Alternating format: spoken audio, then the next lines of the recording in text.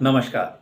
अब खबर जोधपुर से लेते हैं, जहां केंद्रीय संस्कृति व पर्यटन मंत्री गजेंद्र सिंह शेखावत ने क्रीड़ा संगम गौशाला मैदान में सांसद खेल महोत्सव 2025 के समापन समारोह में भाग लिया।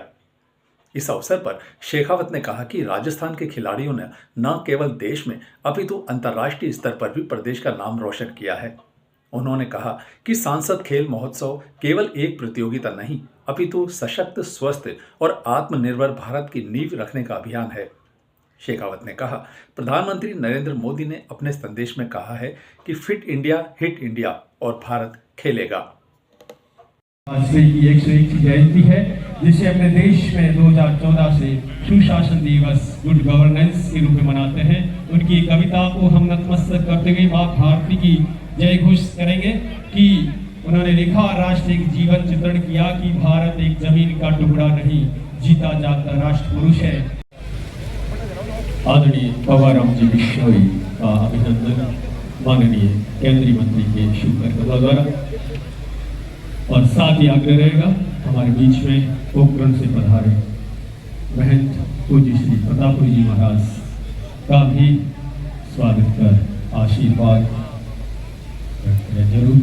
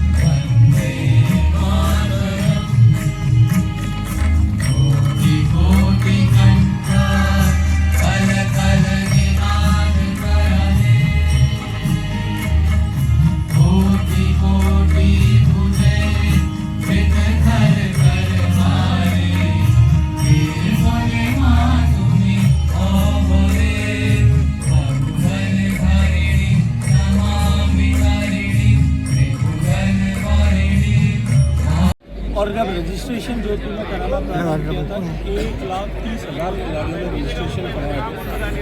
वहाँ ग्रामीण में परिक्षेत्र में पंचायत स्तर पर, पंचायत के बाद ब्लॉक के स्तर पर, विधानसभा के स्तर पर और अंत में अब लोकसभा के स्तर पर आज ये प्रतियोगिता संपन्न हुई।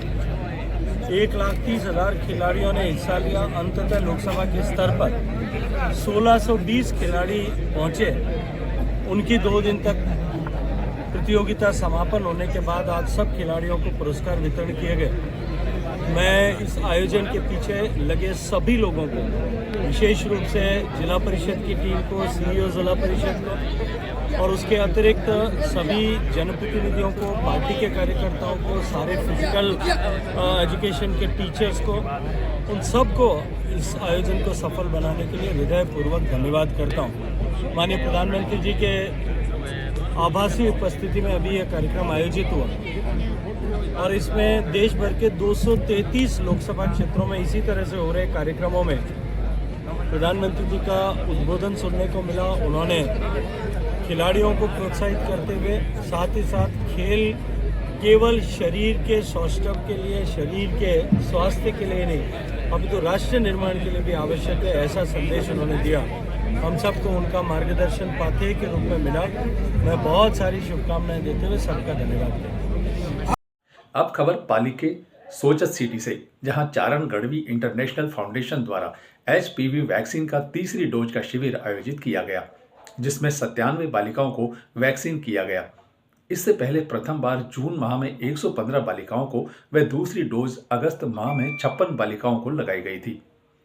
चारण गढ़वी इंटरनेशनल फाउंडेशन के मैनेजिंग डायरेक्टर राजा भाई रुड़ाच, राजस्थान के जनरल डायरेक्टर ओम प्रकाश उज्ज्वल, समाज सेवी निहार कंवर ग्लोबल अध्यक्ष अनूप सिंह लखावत, वैक्सीनेशन प्रेरक प्रोफेसर मेडिकल कॉलेज अजमेर की डॉक्टर सुमन कविया, पंचायत समिति सोजत सुरेंद्र कविया, जोनल उपाध्यक्ष अमर सिंह चारण, जिला अध्यक्ष महिपाल सिंह लखावत सहित बड़ी संख्या में लोग उपस्थित रहे।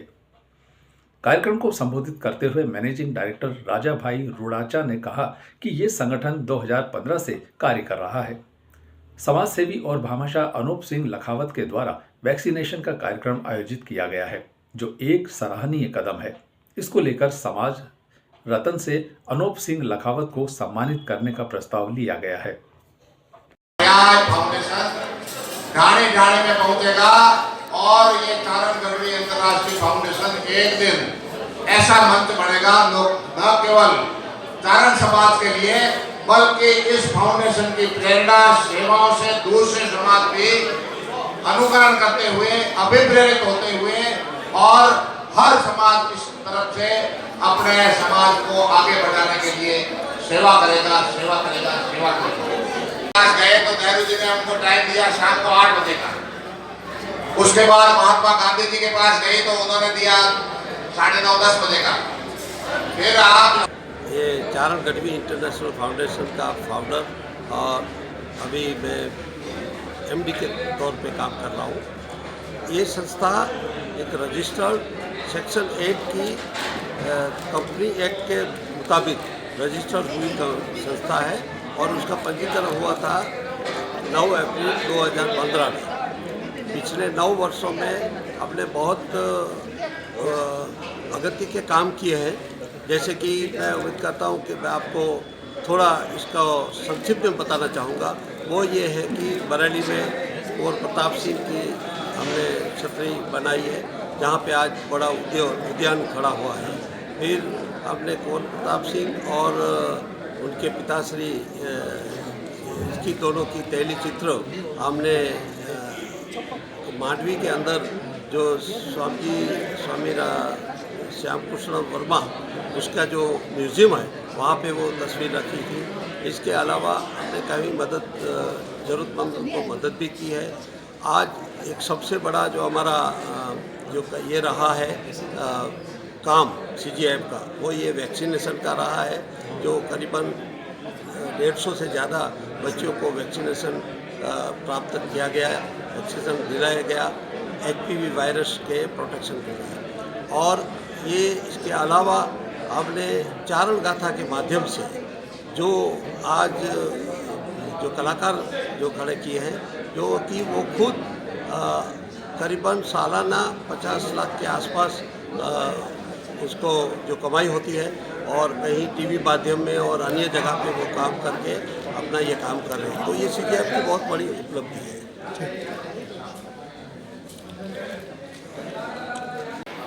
प्रतापदान मेड़ू,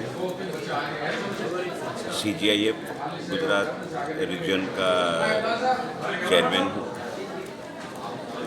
यहाँ जो ओमकार सिंह जी और अनूप सिंह जी को तो मैं कह सकता हूँ कि हमारे CGIF के भामाशाह है और उन्होंने एक बच्चियों के लिए वैक्सीनेशन का जो कार्य किया है वो बहुत ही सराहनीय है।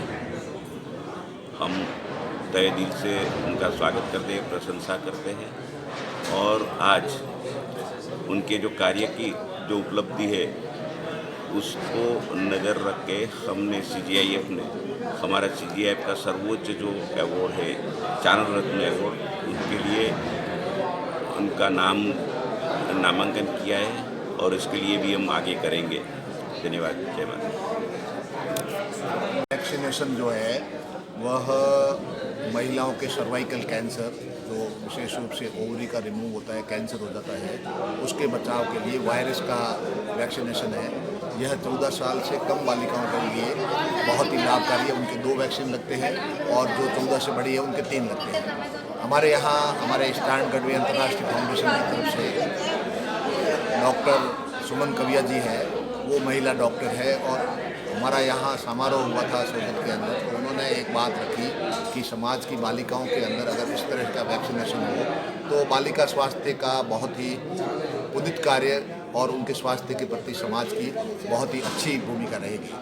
जिस पर ये मिशन प्रारंभ किया अनूप सिंह जी, इसके लिए भामाशाह के रूप में तैयार हुए और जो गार्डासिल बहुत अच्छा वैक्सीन आता है उसी की WHO के लेवल पे और डॉक्टर के मेडिकल स्टैंडर्ड के हिसाब से बिल्कुल लाभदायक है। फिर स्टार्टिंग में हमें इसमें बालिकाओं के जो शुरुआत की और उनको कौन कौन बालिका लगाए हैं, तो उनको प्रेरणा के करते करते बहुत स्टार्टिंग में नहीं जुड़े, लेकिन 2, 4, 5, 7 फिर करते पहले कैंप में ही हमने 115 के करीब वैक्सीनेशन समाज की बालिकाओं के लगाए। उससे बहुत प्रचार प्रसार मिला। फिर सेकंड डोज में आए और आज ये स्थिति थी कि हमें लगाना तो 115 बालिकाओं के लिए था, लेकिन समाज के कम से कम 50 से 60 फ़ोन मेरे पास आए कि साहब मेरी बालिका कब लगो। तो मैंने कहा सोजत के प्रथम कैंप में लगा, नहीं हम तो पहली डॉग लगाना चाहते हैं। इस तरह से यह एक नई जागरूकता है, नई चेतना है, साइंस ने प्रगति की है और इस तरह के वैक्सीनेशन बालिकाओं के लिए बहुत ही भविष्य के लिए लाभदायक है। ऐसा हर समाज को करना चाहिए और सरकार को ऐसा वैक्सीनेशन का कैंप सरकारी स्तर पर बालिकाओं के स्वास्थ्य के लिए निःशुल्क लगवाना चाहिए। Hong Kong international junior squash championship 19 से 24 दिसंबर 2025 को हांगकांग चाइना में आयोजित की गई थी, जिसमें गुलाबी नगरी जयपुर राजस्थान इंडिया के सुभाष चौधरी ने बॉयज अंडर 17 में गोल्ड मेडल जीत राजस्थान इंडिया का नाम रोशन किया।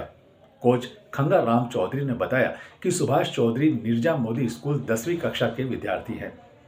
फिटनेस कोच अंकित मानावत है और पहले राउंड में बॉय मिली, दूसरे राउंड में हांगकांग के ली हो सोंग को 11-6, 11-6, 11-8 से प्री क्वार्टर में मकाऊ के तम हाउ इन को 11-0, 11-4, 11-4 से क्वार्टर फाइनल में हांगकांग के हां हू चीन को 11-5, 9-11, 11-6, 11-8 से और सेमीफाइनल में हांगकांग के यूएन तंज लॉग को 11-5, 11-5, 11-2 से फाइनल में सिंगापुर के रेहान सिंह को 11-4, 11-4, 11-5 से हराकर गोल्ड मेडल अपने नाम किया।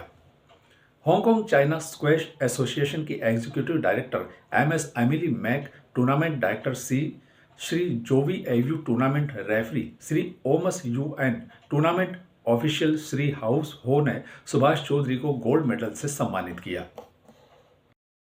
From Hong Kong, China. First runner-up Yun Qinlong from Hong Kong, China. Second runner-up Lau Pak Tou from Hong Kong, China. First runner-up Rehan Singh from Singapore, and the champion goes to Subhash Chowdhury from India. From Hong Kong, China. First runner-up Yun Qinlong from Hong Kong, China. Second runner-up Lau Pak Tou from Hong Kong, China. First runner-up Rehan Singh from Singapore, and the champion goes to Subhash Chowdhury from India. Ram Ram, मैं सुभाष चौधरी राजस्थान जयपुर का निवासी हूँ। Hong Kong junior international championship में मैंने participate किया, जिसमें 16 कंट्रियों ने participate किया और उसमें मैंने बॉयज़ अंडर 17 कैटेगरी में गोल्ड जीता। और मैं आप सभी का धन्यवाद करना चाहता हूँ। आप सबका आशीर्वाद मेरे साथ था और special thanks to my parents, my coaches and my sponsor CarDekho group. और ऐसे ही आपका आशीर्वाद आगे मेरे लिए बना रहे और ऐसे ही मैं इंडिया का नाम रोशन करता रहूँ। बहुत बहुत धन्यवाद।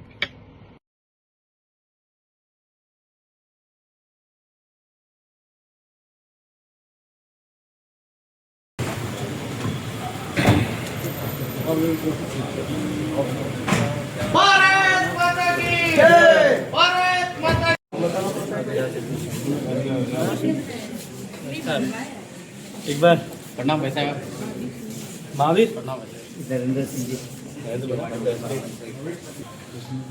राजनीतिक क्षेत्र में काम करने की उनकी पद्धति ये कोई नया विषय नहीं है और मुझे लगता है कि अब देश में उनको कोई गंभीरता से नहीं लेता, दुनिया में उनको कोई गंभीरता से नहीं लेता और अब तो मुझे लगता है कि उनके दल में भी लोगों ने उनको गंभीरता से लेना बंद कर दिया। सोनिया गांधी ने जिस तरह से कहा है कि भाई धी राम जी का जो आप महात्मा गांधी पहले गॉडसे ने गोली मारी थी, अब एक बार बीजेपी ने और गोली मार के और इनसे मुझे लगता है कि जो एक दुर्भाग्यपूर्ण है इस तरह की चर्चा करना, इस तरह के विषय पर बातचीत करना। ये बिल जिसको महात्मा गांधी नरेगा बाद में नाम दिया गया था, आज से लगभग 20 साल पहले ये बिल इंट्रोड्यूस हुआ था। ये बात निश्चित रूप से सर्वमान्य है, सबको स्वीकार करना होगा। आपको, मुझे, दुनिया स्वीकार करती है कि 20 साल में भारत बदला है। भारत की परिस्थितियां बदली है, भारत के ग्रामीण क्षेत्र की परिस्थितियां बदली है, भारत की आवश्यकताएं बदली है, भारत का सोशियो डेमोग्राफिक जो है उसमें बड़ा चेंज जो है पिछले 20 साल में देखने को मिला है। अब 20 साल बाद में यदि किसी योजना में परिवर्तन किया जाता है और आज के समय की आवश्यकता के अनुरूप परिवर्तन किया जाता है, आज की समय की मांग के अनुरूप परिवर्तन किया जाता है, और वो भी एक ऐसी योजना में जिसको लेकर के कांग्रेस पार्टी के अनेक विधायकों से लेकर के पक्ष विपक्ष के अनेक सांसदों ने हमेशा सदन पर, सदन के बाहर इस बात को लेकर के आक्षेप किए हैं कि इस योजना में पैसे पे का भारी भ्रष्टाचार हो रहा है। एक ऐसी योजना जिसको लेकर के विभिन्न जांचों में भ्रष्टाचार की पराकाष्ठा देखी गई। आप सब पत्रकार मित्र भी इस बात को बहुत अच्छी तरह से जानते हैं कि किस तरह की दुरावस्था इस नरेगा के कारण से और नॉन प्रोडक्टिव कामों पर किस तरह से देश की टैक्स पेयर जनता का हजारों करोड़ रुपया हर साल खर्च हो रहा है। अब जब उसमें परिवर्तन किया है तो उस परिवर्तन को लेकर के उस योजना को अपनी जो है संतति मानते हुए उसको लेकर के इस तरह की टिप्पणियां किया जाना मुझे लगता है दुर्भाग्यपूर्ण है, लेकिन जनता सब देख रही है। चलिए, वो तो जांच का विषय है, उसको लेकर के अनुशासन समिति भी जांच कर रही है, विधानसभा भी जांच कर रही है, उनके खाते फ्रीज कर दिए। अब उसमें मुझे टिप्पणी करने की आवश्यकता नहीं। जिस तरह से बांग्लादेश में हिंदुओं पे अत्याचार हो रहा है, बंगाल में भी यही हालात है, क्या कहना चाहेंगे? देखिए, बंगाल में जिस तरह से वर्तमान सरकार ने इस तरह के माफिया, इस तरह के गुंडा, इस तरह की मजहबी ताकतों से, इस तरह के घुसपैठियों को संरक्षण दिया, सरकार के संरक्षण में जिस तरह से प्रशासन को पैरालाइज करके गुंडागिर्दी का माहौल, भय का माहौल वहां खड़ा किया गया, ये नया विषय नहीं है। क्योंकि मुझे पिछले 10 साल से हर चुनाव में और अनेक अवसरों पर वहां जाकर के काम करने का, बात करने का अवसर मिला है। मैंने प्रत्यक्ष देखा है कितना भयावह वहां माहौल है और किस तरह से भय की राजनीति वहां की जा रही है, भूख और भ्रष्टाचार की राजनीति वहां की जा रही है। लेकिन इस बार जिस तरह से हालात हैं और जनता जिस तरह से प्रतिक्रिया दे रही है, अब शीघ्र बंगाल के चुनाव होने वाले हैं, वहां भी अंधेरा छटेगा, सूरज निकलेगा और कमल खिलेगा। मगर हिमायू कबीर वहाँ बाबरी मस्जिद बनाने के ऐलान कर दिया और वो चंदा भी इकट्ठा हो गया उनकी। देखिए, इस देश में गुलामी के उस कालखंड में जो कुछ हुआ था वो इस देश में अब कभी दोहराया नहीं जा सकेगा। इस देश में कोई ऐसी ताकत नहीं है जो देश में सनातन धर्म के पालन करने वाले लोगों के किसी भी आस्था के स्थल को चोट पहुंचा करके कोई बाबरी मस्जिद खड़ी कर सके। ऐसी कल्पना करने वाले को भी जो है वो जनता स्वीकार नहीं करेगी, जनता बर्दाश्त नहीं करेगी। बांग्लादेश में जिस तरह से हिंदुओं पे अत्याचार हो रहा है, दुर्भाग्यपूर्ण है। सरकार निरंतर उसके ऊपर ध्यान रख रही है, उसके ऊपर सरकार के संज्ञान में है, बायलैटरल टॉक्स उसको लेकर के की गई है और उनको इस तरह के मॉब लिंचिंग न हो, धार्मिक आधार पर उत्पीड़न न हो, इस तरह के स्पष्ट संदेश भारत के दूतावास के माध्यम से दिए गए। मैं मानता हूं कि थोड़ा सा हमको इस पर इंतजार करने की आवश्यकता है, निश्चित रूप से उसके परिणाम निकलेंगे। अरावली पर आपके विचार बताइए सर। कल रात में जब जो ministry of environment and forestry ने जो प्रेस नोट इशू किया है, मैं मानता हूं कि उसके बाद में ये जो नॉन इशू को इशू बनाने की कोशिश की जा रही थी, सुप्रीम कोर्ट के जजमेंट जिसमें उन्होंने केवल पर्सपेक्टिव प्लान बनाने का आदेश किया है, उसको लेकर के अब एक भ्रांति फैला करके जिस तरह से राजनीति की जा रही थी, उनके भ्रांति से जो है खड़े किए गए जिन्न की हवा कल निकल गई है। और अब कल से लेकर के मुझे लगता है आज शाम तक आपको इस बारे में कहीं कोई आवाज नहीं आई होगी। कांग्रेस पार्टी ने पहले भी, अपोजिशन ने पहले भी इस तरह के नॉन इश्यूज को इश्यू बना करके इस तरह के गुब्बारे क्रिएट करने की कोशिश की, लेकिन झूठ बोल करके कोई झूठ को खड़ा किया जा सकता है, उसे कुछ कदम चलाया भी जा सकता है, लेकिन जब सत्य का सवेरा होता है तब ऐसे झूठ जो हैं उनके गुब्बारे, जो उनकी हवा निकल जाती है, वो फुस हो जाते हैं और विपक्ष भी जो है उनकी राजनीति प्रदेश की जनता के सामने इस पर उजागर हो गई। सर, बिश्नोई समाज जो है फरवरी में बड़ा आंदोलन कर रहा है खेजड़ी कटने को लेकर। यहाँ पे कलेक्ट्रेट में भी वो देखिए, खेजड़ी का संरक्षण हो, खेजड़ी राजस्थान का राज्य वृक्ष है, इसको लेकर के राजस्थान में पहले भी कानून बना हुआ है, कानून की व्यवस्था हुई भी है और उन कानूनों को और अधिक स्ट्रिंजेंट बनाने के लिए राज्य सरकार के स्तर पर कानून विचाराधीन है। खेजड़ी का संरक्षण हो, ये हम सब का संकल्प होना चाहिए और विकास के नाम पर हम इस तरह से अपने इकोसिस्टम का, पर्यावरण का विनाश न करें, उसको रोकने की जिम्मेदारी या उसके बदले में उससे 4 गुना 5 गुना प्लांटेशन हो, 10 गुना प्लांटेशन हो, इसकी जिम्मेदारी हम सब की है। और ये केवल सरकार का विषय नहीं, ये सामाजिक चेतना का विषय है, किसी एक समाज का विषय नहीं है, केवल विश्नोई समाज का नहीं, ये सर्व समाज का विषय है। खेजड़ी हम सब के लिए बराबर आस्था का विषय है और हम सबको मिलकर के उसके संरक्षण के लिए काम करने की आवश्यकता है। गोचर को लेकर भी एक बड़ा आंदोलन होने वाला है।